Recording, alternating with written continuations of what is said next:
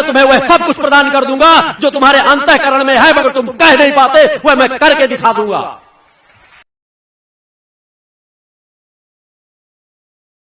जब तुम्हारे अंदर सत्य की सोच पैदा होगी, एक बार मान से परिजन के लिए एक जीवन को गुजार दो, एक जीवन भक्ति मानव कल्याण संगठन को समर्पित कर दो।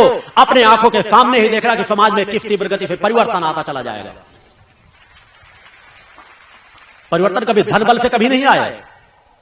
हम देश हमारा आजाद हुआ धन बल से नहीं आजाद हुआ, आत्म बल से आजाद हुआ। चाहे महात्मा गांधी हो, वो भी आत्म बल के माध्यम से, चाहे हमारा कोई स्वतंत्रता संग्राम सेनानी रहा हो, वह भी आत्म बल के माध्यम से विदेशों को खदेड़ करके बाहर कर दिया।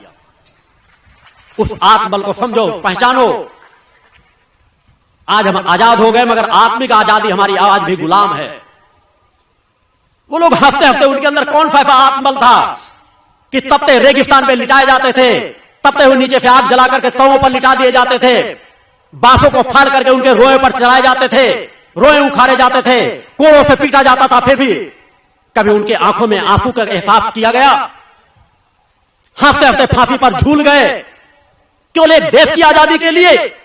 यह देश की आजादी तो नगण्य है, आजादी तो आत्मिक आजादी, मूल आजादी है। उस आत्मिक आजादी के लिए अपने आप को न्यौछावर करने के लिए तत्पर हो। और मैं आह्वान करता हूं भक्ति मानव कल्याण संगठन के साथ जुड़ने के लिए समाज का, कि अगर वास्तव में तुम आत्मिक आजादी चाहते हो, अगर अपने देश का मान सम्मान बढ़ाना चाहते हो, अपने धर्म का मान सम्मान बढ़ाना चाहते हो, तो आओ, मैं अपने हृदय में तुम्हें स्थान देता हूं। बढ़ करके और भक्ति मानव कल्याण संगठन के साथ जुड़ो।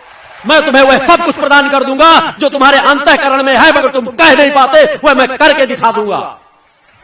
सिर्फ एक बार आगे बढ़ो, निष्ठा विश्वास जागृत करो। आज तक तुम्हारे गुरु का सर कहीं झुका नहीं, ना झुकेगा, और ना मेरे शिष्यों का भी सर झुका और ना झुकने दूंगा।